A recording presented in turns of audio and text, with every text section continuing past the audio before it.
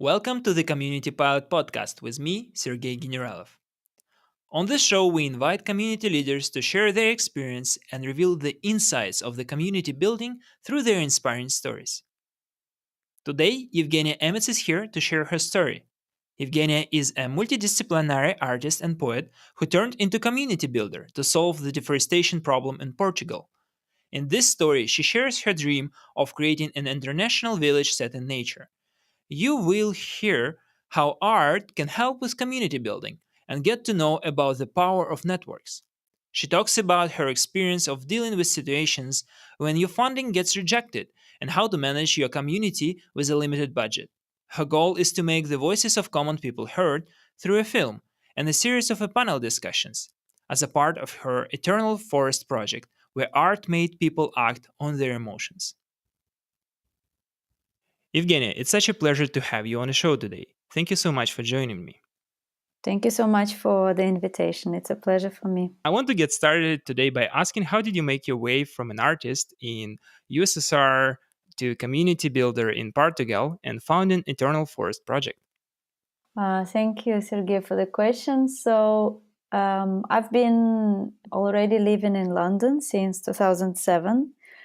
And the reason why I moved to the UK is because I wanted to focus on my art and wanted to explore and research and experiment, which I did. I spent over 10 years in London, where I also met my future husband, Victor. And we took together, we made a decision to move to Portugal.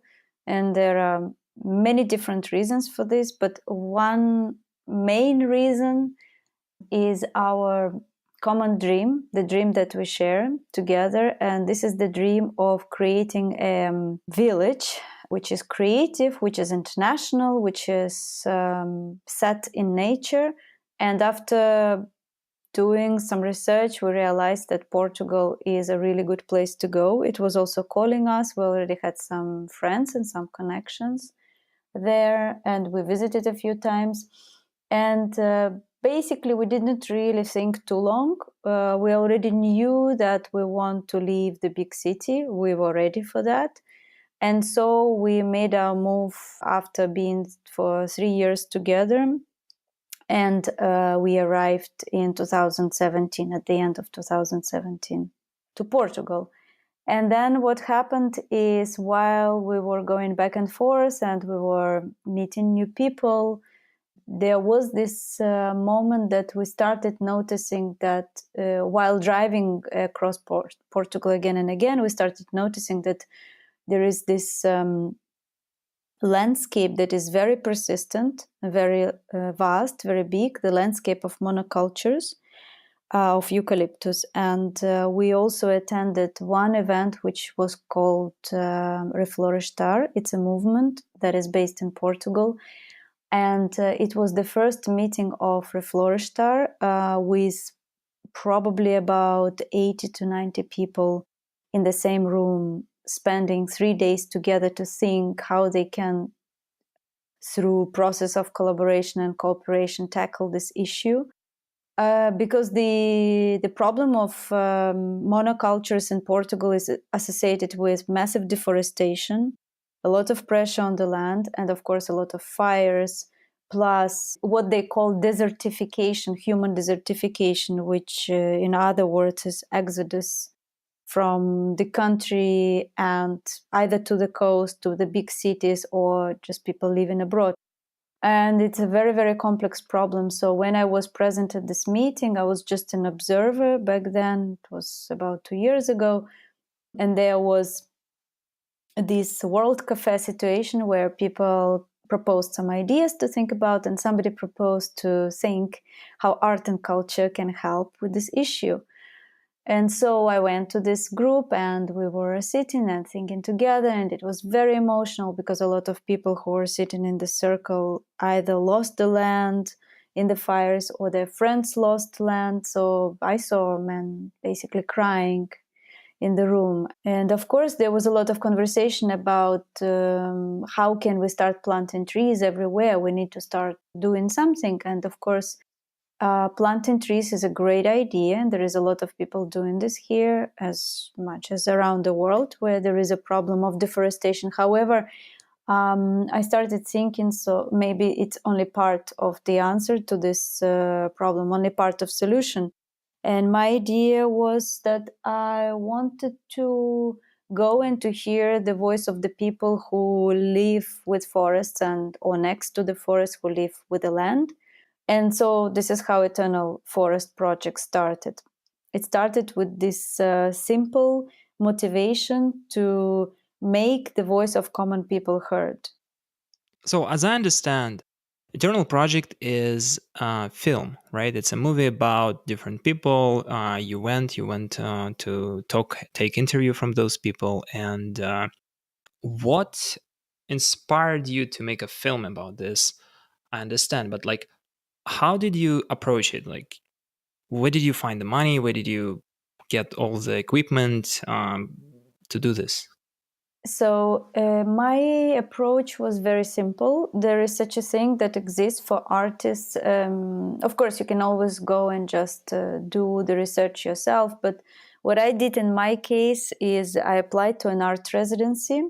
So, art residencies, they exist all around the world, and there are different types of art residencies. But basically, it's a space which offers you time and studio and a community to think about a specific issue and to work on a specific project. And I was lucky because I managed to find an art residency which was based directly near Goiás. It's an area in central Portugal. It's a small village. The art residency is called Raiz Vanguarda. It's a really, really beautiful location.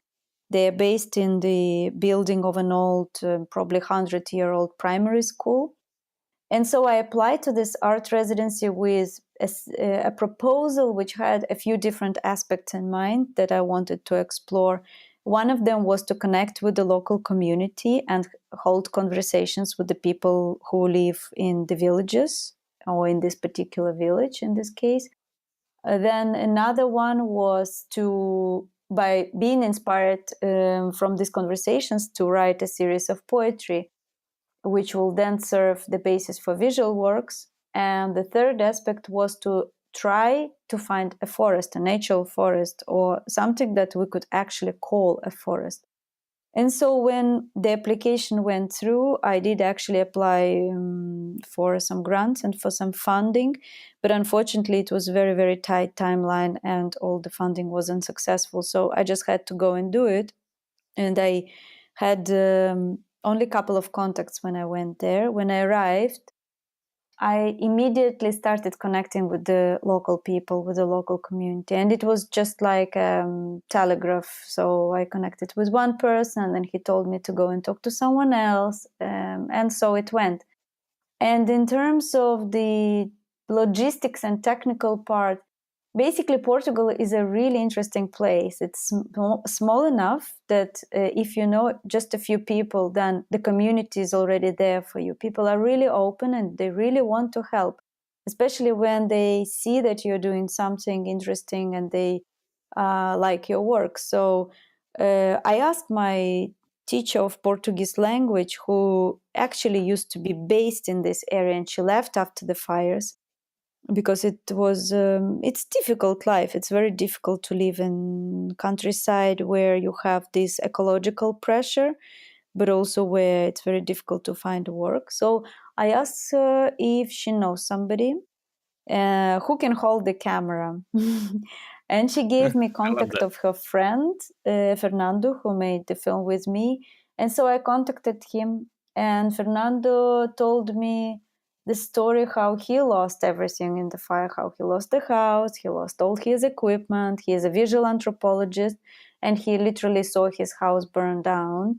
And he managed to escape, and he managed to drive away with just one backpack with the tripod and the camera, which we actually used to make this film. So this is how everything happened. It was only 1.5 months when everything was done. It was the film, the interviews, the editing, the poetry, the studio work, artworks. artist book, and finally we did an exhibition in Goish. So everything was squeezed into this 1.5 months, but it felt like really rich time in terms of connection with people and experience, and getting in touch with the local community and really getting to know people and culture and learning the language as well. I love that story. Basically, you applied for funds, you got rejected, and then you went to went ahead and found people in the community, and they helped you. And this is amazing. It's just such a great lesson for everyone to be not afraid to do something and ask for help, because people will help, and you will find like-minded people who are trying to build and something, and they will be inspired by your idea. So as I understand, the initial idea of the Eternal Forest project, it's a film, right? So you went ahead, you made the movie, and then what next? What do you do next after that? You have a movie, how do you show it? You have no money, right? How do you show it to people? So when I wanted, or when I decided to try to make a film, by the way, it's my first film. Oh, congratulations. Thank you. I didn't really know, I didn't really think too much what I'm going to do with it. And I thought that the way it usually works in the art world, you make a project, whether it's an installation, exhibition, it's a film, it's a series of visual works. You show it once, where you produce it, or let's say in a museum or art center that is associated with this area. And then, if there is interest in this project, somebody else will ask for it to be shown, and it will be exhibited again. But what happened actually with the film, particularly, and it proved to be really the best medium to communicate the story and to communicate the message that was coming across through this project. When I showed it first time, somebody just mentioned, why don't you go and show it somewhere else? Why don't you go and ask a couple of associations in Portugal? Maybe you can show somewhere in Lisbon and in Coimbra and in some villages that are around. And that's what I did. I basically emailed and messaged on Facebook through my connections, and just to people who I didn't know at all. Everyone who I could find, I messaged all the museums. I was sending emails all June and July, and I'm still doing it now. However, now I'm being approached by people already without necessarily reaching out so much. So what happened is, one after another, there were associations, organizations, libraries who suddenly wanted to make a screening of the film. And what I realized is, for me, it's a great opportunity to actually build my own community, because it was my first year in Portugal. And I realized that it's just a door opening. So I decided I'm going to try to go to each of the screenings. Some of the screenings were in the center of Portugal, then some of them were in Lisbon, then I organized a few in the south, in Algarve, and then we went to Porto and did a few there. And so it is continuing. And then we showed in the National Library, and then we had a really beautiful screen in Cinemateca Portuguesa. This is like Museum of Cinema in Lisbon. And now I'm talking to more serious organizations who can also support not just the screenings and discussion with audience, but also panel discussions. So after I've been showing the film probably 30 or 40 times in different locations, Wow.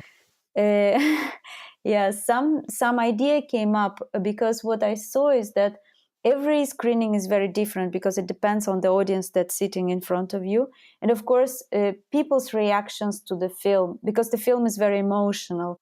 People's reactions are quite emotional, and you need to go through the layer of immediate response, which in many ways could be, well, government is not really doing anything, or there is sense of abandonment here, who's going to help.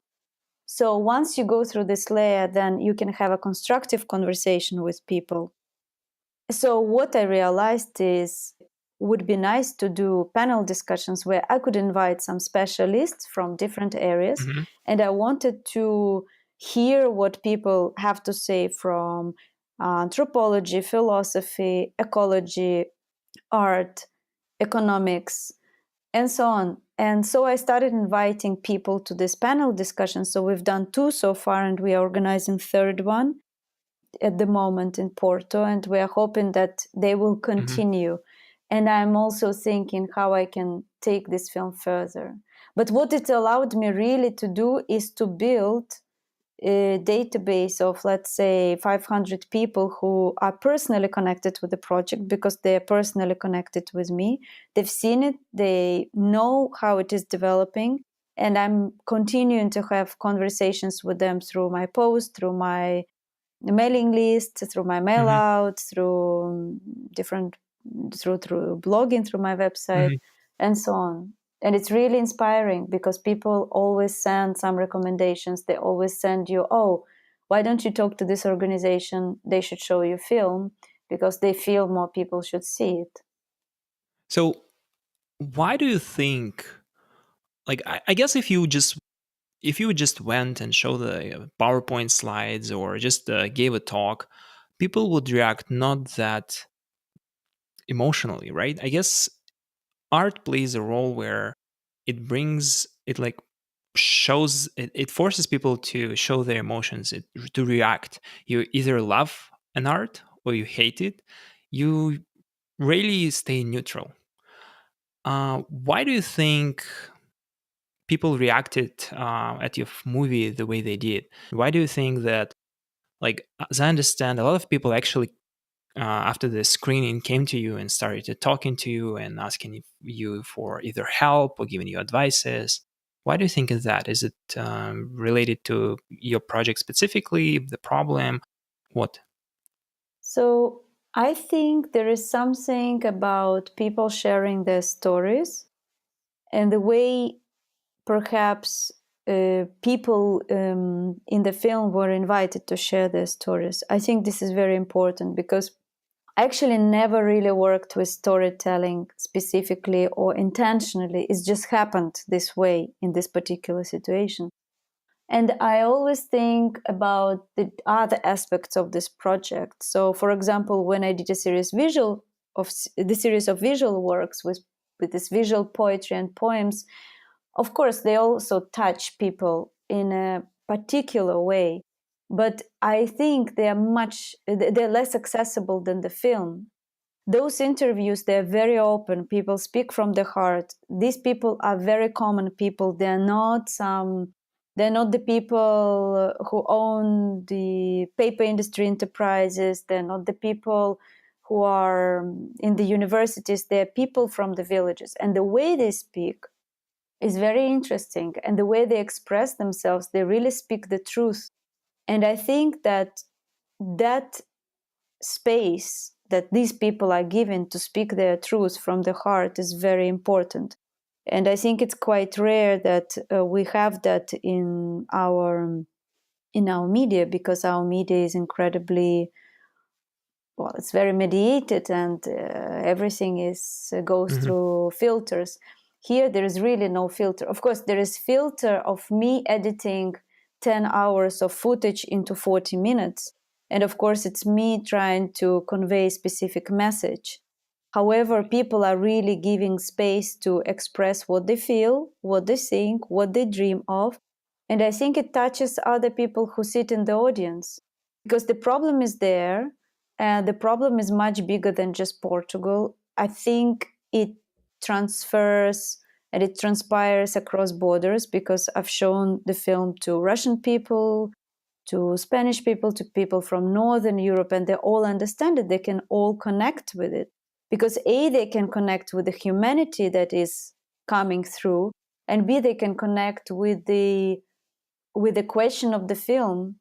What is the relationship that we have with the forest, because this is really one of the biggest and deepest connections we have connection between the human beings, and then we have that link between human beings and nature. And I'm even starting to think that perhaps that connection that we think between human and nature, it's like an illusionary thing, because of course there is connection because we are part of nature. But because we separate ourselves from it, we now need to reinvent this connection and to start thinking about it again and feeling through it. Yeah. I want to during your discussion right now, you told me that you start to move this just from Portugal, beyond the borders, that the same problem exists in the Portugal. It's not just the movie anymore, right? So you're doing the movie screenings, you're doing the panel discussions with experts. People start to engage with you online as well.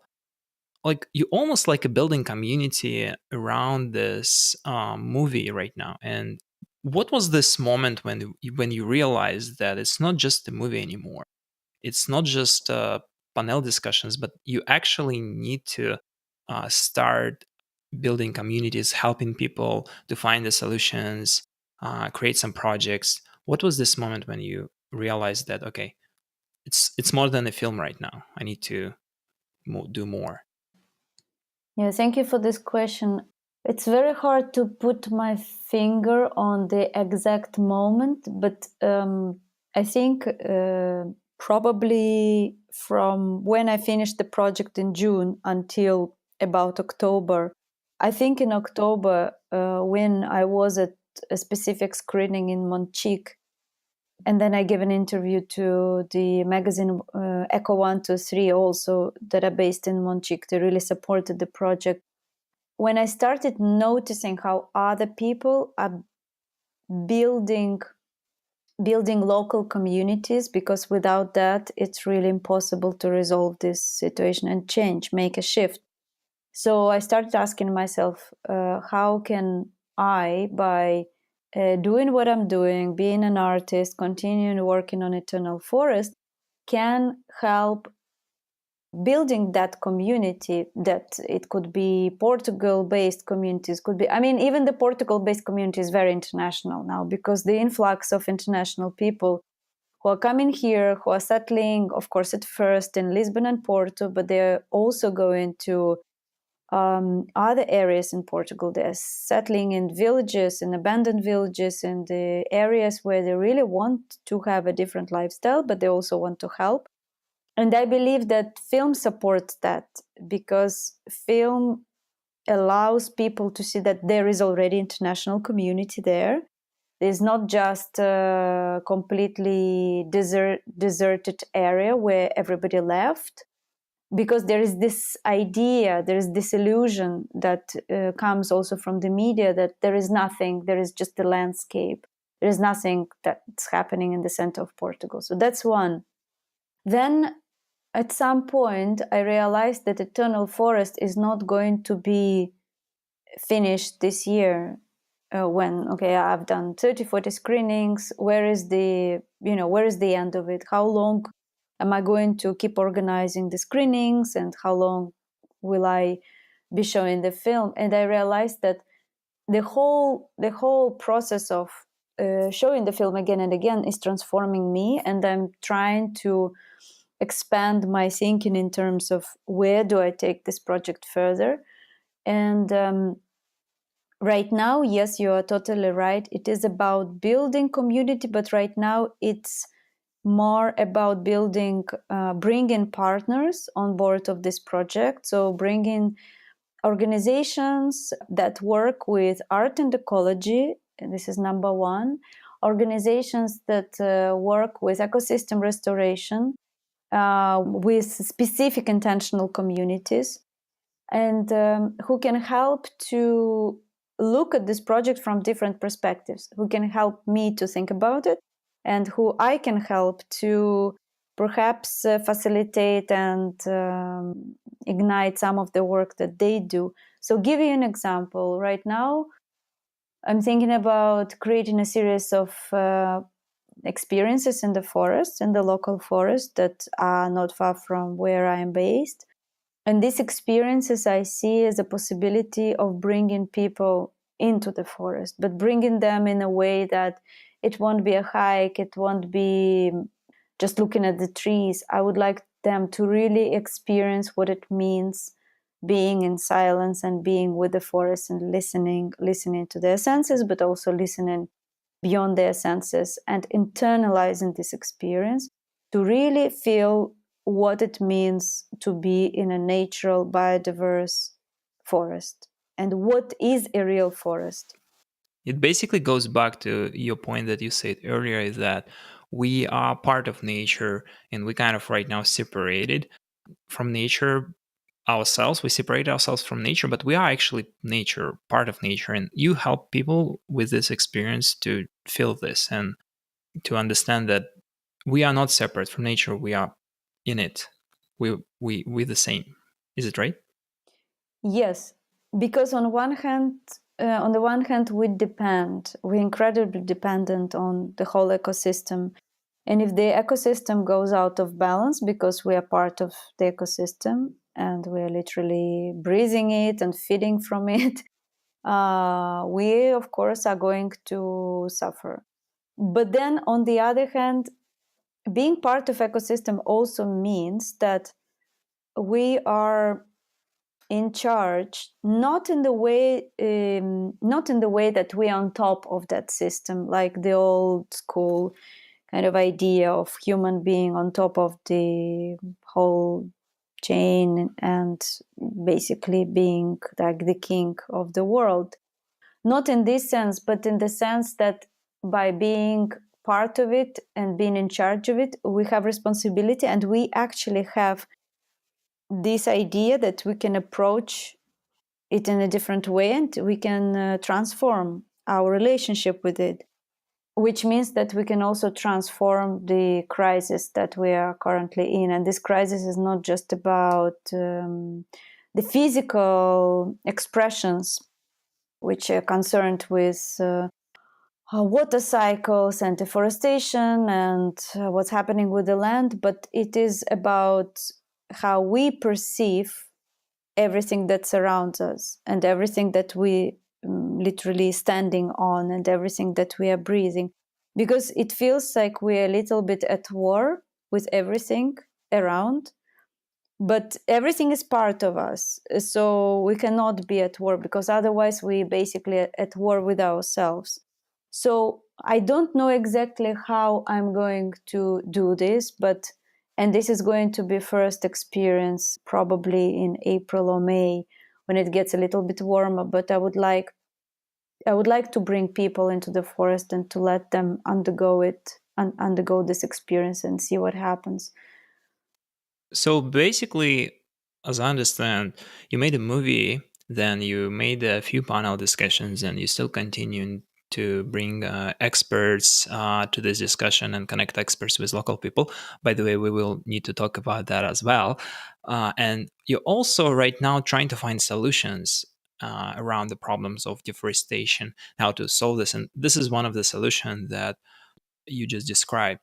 But how do you, like, as I understand, you made like 30, 40 screenings. This because there are diverse set of small communities around Portugal in rural areas in different neighborhoods. How do you make sure that, I mean, you are alone. How do you make sure that you make your solutions spread? How do you help people to adopt your solutions? What kind of work community builder, community leader can do there? So I did think a lot about that in the end of last year, and I wanted to apply for a specific fund in Portugal for sustainability. And I had an idea of making a model for a workshop that then can be spread all around Portugal. And the model would be very simple, it would be facilitated, it would be held by people who understand circle work and who understand community building and who understand non-hierarchical principles of working together with different agents, let's say community members, but also companies and municipality on board.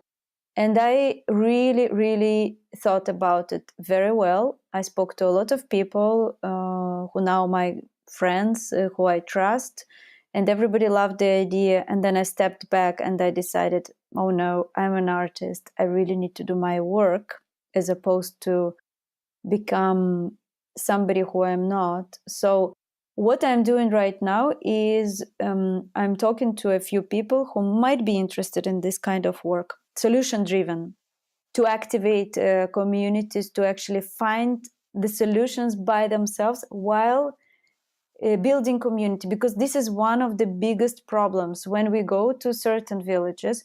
There are places in Portugal where, yes, communities do exist, and a lot of this due to the fact that there are also an influx of international people who are going there and they're trying to activate this community.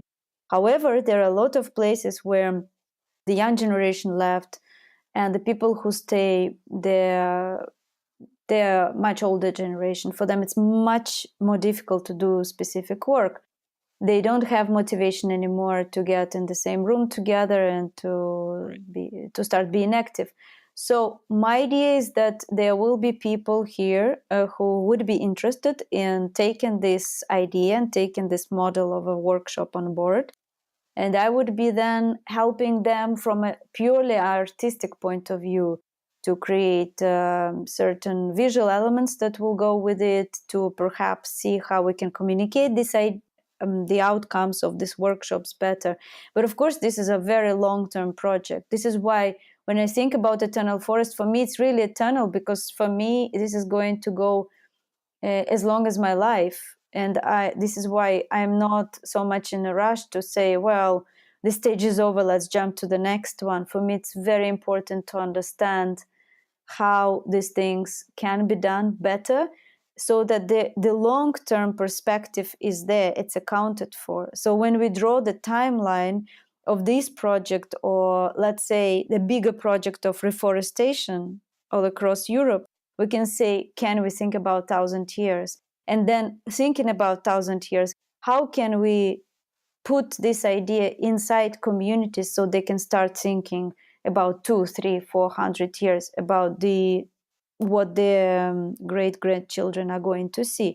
And this is incredibly difficult to do, because the problem is that people have been conditioned to think about what comes tomorrow, what comes today and what comes tomorrow, what they're going to eat, which car they're going to drive, and how many properties they are going to have, and which school their children will go to. But this is really short-term thinking. We need to start thinking 3, 4, 500 years at least, because this is the lifetime of a small forest, a young forest. Okay.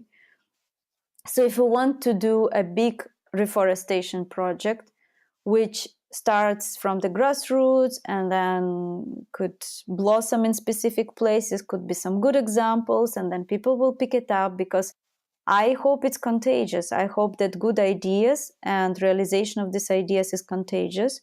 And then ultimately the government will step in, because the people, I believe, need to step up first, and then the government will catch up.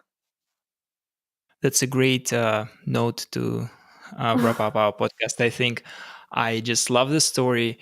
I think that you're doing an amazing job. And I love that you just stopped and said that I'm an artist. I need to start delegating. I need to bring more people to help me. I think that's a lesson for everyone. And let me finish up with the fireside question. So I will just ask you one question. You give me a short answer, like 30 seconds or less. Are you ready? Yes. Okay. What book would you recommend me to read next? Mm. Yeah, Okay, I know. 30 seconds. In my mind, there is a whole library of books that I've recently read. Um, okay, so can I say 2 books? Of course, you can say as many as you like. You have. Okay, so the first book is, I think, if I'm not mistaken, is Peter Wolbein, The Hidden Life of Trees. That's my Hmm. favorite book of the last year, and my favorite writer of this year. And I already read one book, and I'm reading second one, and picking the third one is basically pick any book by Tim Morton. He writes about our approach to ecology, environment, and art as well. It's absolutely fascinating writer, and the way he writes, a lot of things are being, it's surgical. It's very interesting, and he doesn't take anything for granted. So the first book is about this new research that's coming out about really how the forest is and how the trees are, and there is fantastic film that goes with it. And the second one is more, it's very critical, so it's about thinking, how we think about things, how we see things. Great. I always want to try new books and probably put it on a list. It's always helpful to read something that is out of your domain that just brings so many ideas in my head. Let me ask you the next question. If somebody sees a problem, like in their community, in their country, in other country, what would you say the first thing they need to do if they want to solve it? If they don't know, like somebody like me, I see the problem, I don't know what to do. What lesson you learned that helped you, and what would you recommend somebody to do in your situation if you were doing it again? So I think it could be different approaches, but if it was me again, and if I saw something in a specific country or specific location, I would really go and spend some time with people who live there, people of, and ideally talk to people of different generations, because they will have very different perspectives. The older people will have memory and will have the stories, oral tradition, which the younger generation maybe doesn't have access to anymore. They don't want to know, they reject for some reason. So you always need to try to tap into this collective memory and collective present, and then ask people about their dream. And that could be a very problematic thing for people to talk about, which was in my case actually. But yes, talk to the local community, spend some time with them. That would be I my love that. answer. Ask people about their problems, ask people about their dreams. It's just an amazing. And in your experience, what is one or two most powerful tools that you used in experience in your journey to build communities, to talk to people, to organize them, to help them facilitate discussions? Well, in my particular case, in the case with eternal forest, I brought people to the forest because I was lucky. I found a very beautiful place which was abandoned as old agricultural place, and it became a forest. So I just brought the whole community that I could gather into that forest, and we did a really beautiful experience with them. And I think all of us will remember it, of course. And the second part is celebration, which again was that particular moment. Because I think if you work with a community on a specific project during a specific period of time, you have to have these moments where you get together and you just celebrate whatever it is. And you can, of course, co-create the whole celebration. And in our case, it was a wonderful picnic. Everybody brought food. It was a wonderful day. It was outside, and we had both sensory, spiritual experience, where I took people down to the river inside this wonderful magical place, but also people had a gathering, and it was very special for them because they don't do it anymore. They used to do a lot of that themselves, but a lot of them were telling me that they stopped doing it. So for them, I think it was beautiful, and for me, of course, it was a way of acknowledging their presence and their own work, and acknowledging the community as it is. Evgenia, it was such a pleasure to have you on the show. You inspired me. I will go on this weekend, go to the forest. We'll spend a day of you. It's just an amazing to hear your story and your journey. I hope to hear you on the next episodes. Thank you so much. Thank you. Thank you for listening to Community Pod Podcast. You can also find upcoming episodes on YouTube, iTunes, or SoundCloud. Please subscribe there and stay tuned.